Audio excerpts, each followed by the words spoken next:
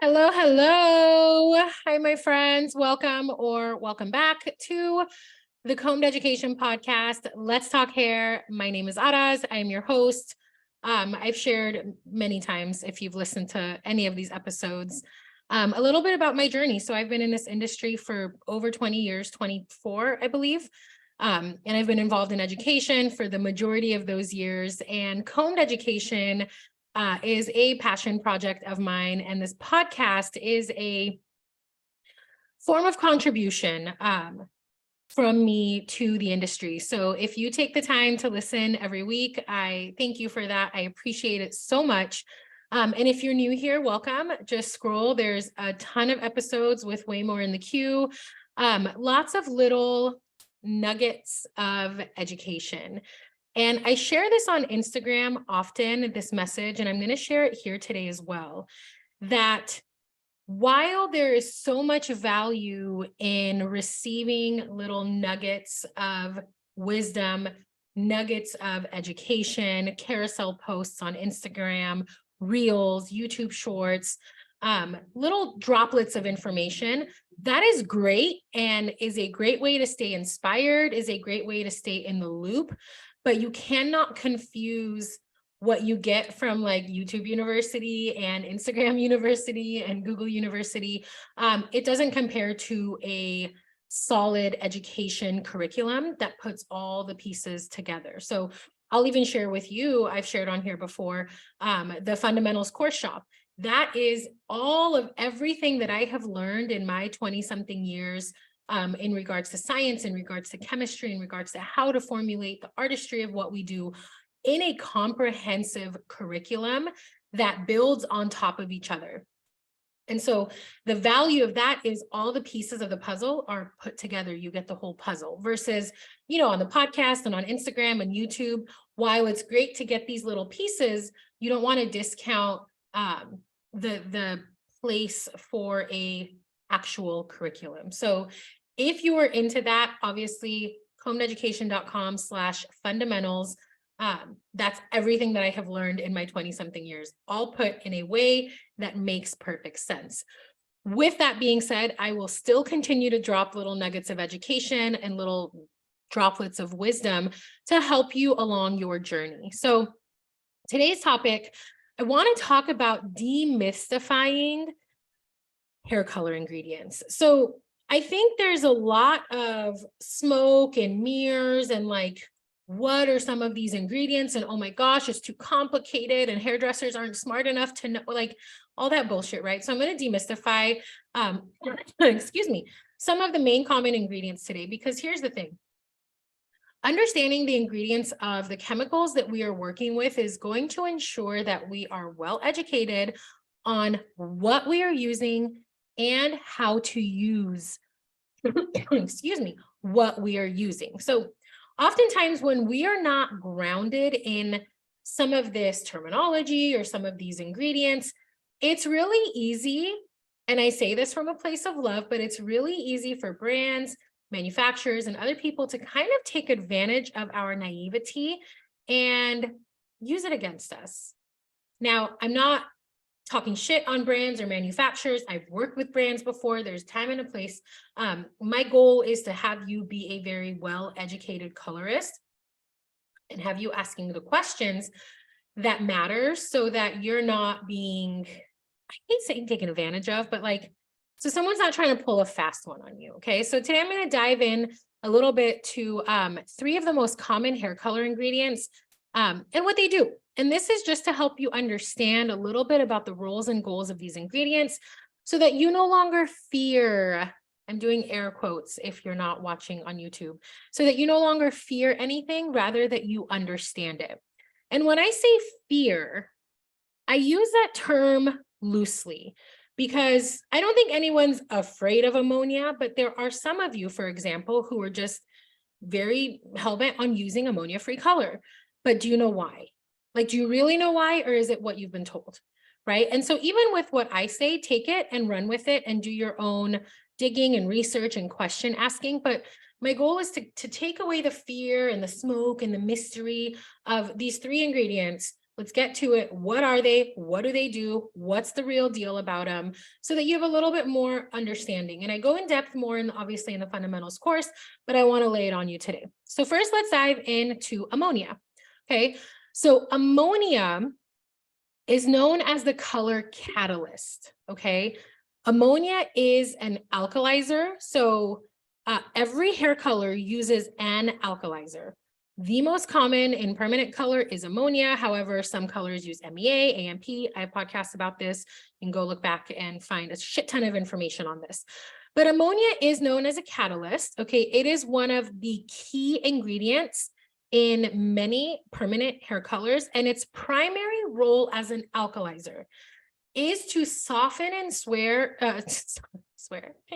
to soften and swell the cuticle, allowing those color molecules, those dye intermediates and couplers, to penetrate and to deposit into the cortical fibers of the hair.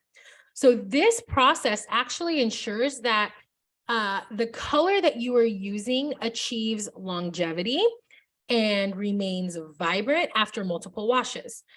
Ammonia also helps, is not responsible for, but helps in lightening the natural hair color by breaking down the melanin. This is with the help of developer, providing this blank canvas for your desired color, okay?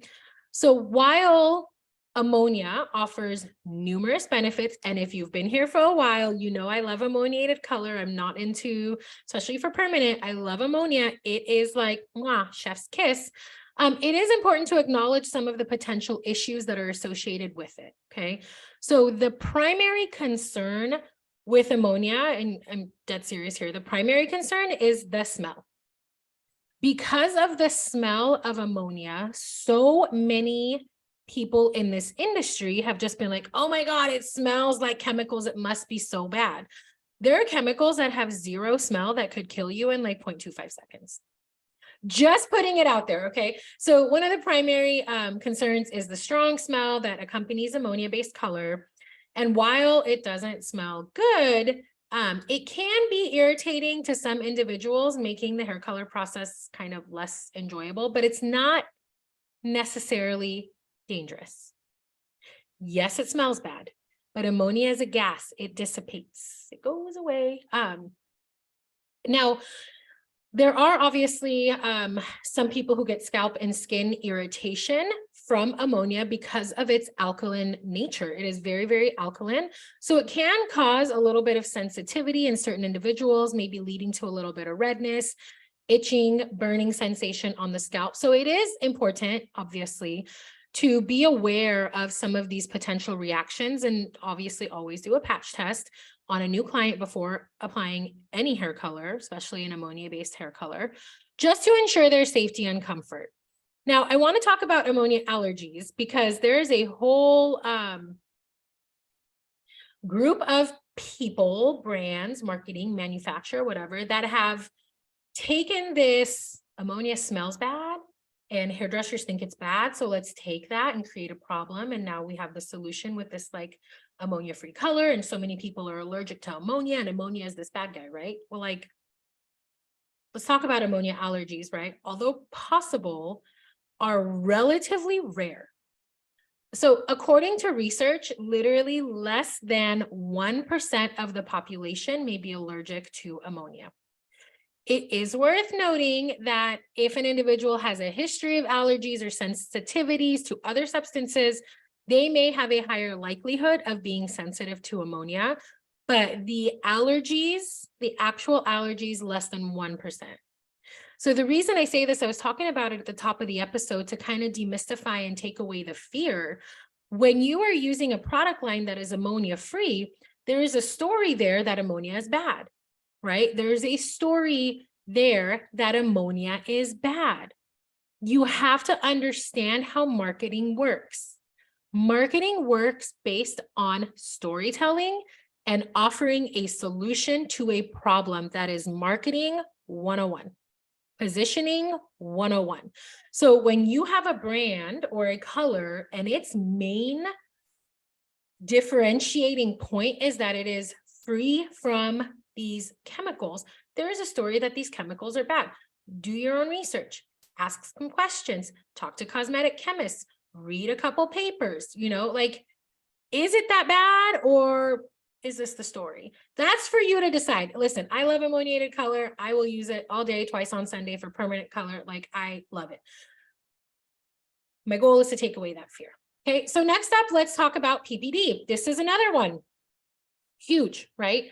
PPD is known as the coloring agent. PPD is a dye molecule, okay? Paraphenylene diamine. I don't know if I said that right. I am not a chemist. That's how I pronounce it in my head. This is a very, very common dye molecule used in many, many, many oxidative hair color products. It provides the color itself. It is a primary color, primary dye. And it plays a crucial role in achieving the desired shade. So your background, your depth, a lot of that is brought by PPD. PPD is also valued for its ability to deliver a very rich and very vibrant color result. So I'm gonna tell you this, like, if you're using a color line that's PPD free and you swatch it next to a color line that uses PPD, 10 times out of 10, the color line that uses PPD is gonna be more vibrant, is gonna be more rich, is gonna give you better gray coverage. Hands down, every time. It is a highly effective dye molecule that provides long-lasting color. It is widely used in both permanent and demi-permanent hair colors. And the thing is, PPD's longevity is what makes it really suitable for achieving these intense true to tone shades. Additionally, PPD is also known for its stability. So it helps retain color longevity and allows the color to remain vibrant even after exposure to like sunlight, repeated washing, shampoo, conditioning, all that. So PPD, this is what makes it a preferred choice for clients who want color that lasts a long time. Just like with ammonia, while PPD offers many benefits, it is important to be aware of potential dangers. And I air quote it, but it can be dangerous if somebody is allergic. That's the biggest concern, is if they are allergic. So some people may develop a sensitization, I can speak, I promise, sensitization or allergies to PPD over time, leading to adverse reactions upon exposure. So I've covered this before in other podcasts. I believe I talked about it in the podcast titled Navigating Hair Color Allergies. So a lot of the times the PPD allergy isn't something that somebody naturally has. It is developed over time through overexposure, number one, and number two, improper post-oxidation. Improper post-oxidation, meaning when the color is oxidized and it's time to remove from the hair, if you don't remove that color efficiently and you don't remove that color fully, and there's some that remains on the hair, on the hairline, on the ear, whatever, over time, a client can develop an allergy because now that PPD is staying on their skin, right? And so between multiple times of overexposure, multiple times of improper post-oxidation, a client can actually develop a PPD allergy. So a PPD allergy can literally manifest as contact dermatitis, which is really like the symptoms are like redness, itchiness, swelling, rash on the scalp, hairline, forehead, neck, ears, etc. In severe cases, and hello, I've seen this happen once, almost died myself. Your clients may experience blistering, may experience oozing, may experience breathing issues, swelling in their face, in their throat. It can be bad, okay? However, I want you to know this. The prevalence of PPD allergies varies. It depends, okay, among your clientele, but studies suggest that literally 1 to 2% of the general population may be sensitive or allergic to PPD.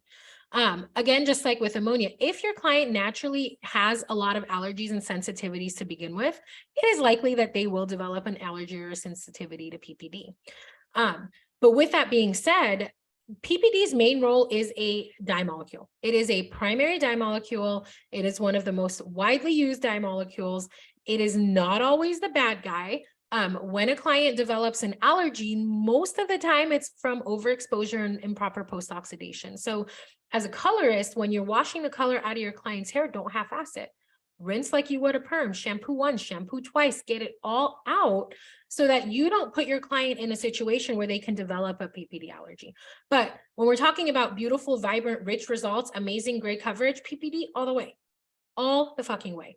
Okay, so lastly, I want to talk about resorcinol. And this is one that hasn't gotten quite a horrible rap yet. Ammonia for sure was like freaking slaughtered. PPD has been demolished by some brands. Resorcinol depends. Some brands are starting to use the tagline that we are resorcinol free. So what is resorcinol? Well, it is it's an enhancing of the coloring results. Okay. Resorcinol is a common ingredient that's found in hair color across the board. And it is a key component in oxidative hair coloring process, or oxidative coloring products, I should say. And what it does is it helps to create the color by reacting with the developer. You've heard me talk about couplers before. Resorcinol is a coupler. So it acts as a coupling agent, facilitating the reaction, the chemical reaction between the dye precursors like PPD and the hydrogen peroxide end developer. So this reaction leads to the formation of the color molecules. They couple, they combine, there's a chemical reaction that occurs, and these colors then develop into the color that we see with our eyes. So it leads to the formation of these color molecules that bind then to the hair shaft. It also contributes to the durability of the color, allowing for longer lasting results even after multiple washes. And resorcinol is actually particularly effective in providing gray coverage for resistant gray hair. So if there's resorcinol in your color formula, you'll probably notice if you look at ingredient decks for any color line that has like an NN or gray coverage series, likely there's resorcinol in there. So it's a very valuable ingredient in the hair color process. And actually it also, resorcinol also aids in the oxidation process. So allowing for that desired color change in the hair to occur more efficiently. So resorcinol also does help swell the cuticle layers and help penetrate into the cortex, ensuring that the color is deposited effectively, efficiently, and achieves the desired depth and vibrancy. So okay, every ingredient that I've mentioned, there's always the potential of potential dangers. There's the potential of potential dangers. There's the potential of allergic reactions. There's the potential of sensitivities to occur. So resorcinol is classified as an irritant. It is classified as an irritant. It may cause skin or scalp irritation, especially when used in high concentrations or if left on the scalp for an extended period of time. Follow the manufacturer's rules, guys. Follow the manufacturer's rules, especially if you're using a color line that does contain resorcinol. You got to make sure you apply it properly. You got to make sure you process it properly. You got to make sure you remove it properly. And if your clients experience any kind of irritations, redness, itching, burning, stop using it. Go listen to my podcast on navigating hair color allergies on what to do when you're dealing with an allergy or situation. The prevalence of resorcinol allergies is relatively low, though, compared to other hair color ingredients. Just like with ammonia and PPD, allergic reactions to resorcinol are rare, with a very small percentage of individuals experiencing a sensitivity or allergy. Under 1% is what I found. So just some little tidbits of information for you as far as like these are three of the main ingredients used in hair color: ammonia or an alkalizer, PPD or dye molecules, primaries, and then resorcinol or couplers and precursors. So like I said, understanding the roles and the goals of these ingredients is so crucial to becoming a confident colorist, to know your shit, to understand your chemicals, to know why you're using what you're using. I teach all in depth about this in the fundamentals of hair and color. It's an online course shop. I go into the science of the hair, the chemistry of the color, along with giving you a strategy on how to formulate, literally equations on how to formulate whatever color line you use. I don't care, in any situation, I will teach you how to do all of that. And that's all in the fundamentals course shop. I will put a link to it down below, coneducation.com/fundamentals. Your future self might thank you. I hope this episode was impactful and helpful for you, got your wheels turning a little bit, don't be afraid to ask your manufacturers questions, guys. Don't be afraid to read the ingredient decks. Don't be afraid of learning the chemistry of what we are working with. It is all part of what we do. So you've got to understand it. And if you don't want to do all the digging, I did it. It's in the course shop. Sign up. You will not regret it. I will see you guys next time. Until then, happy hair coloring.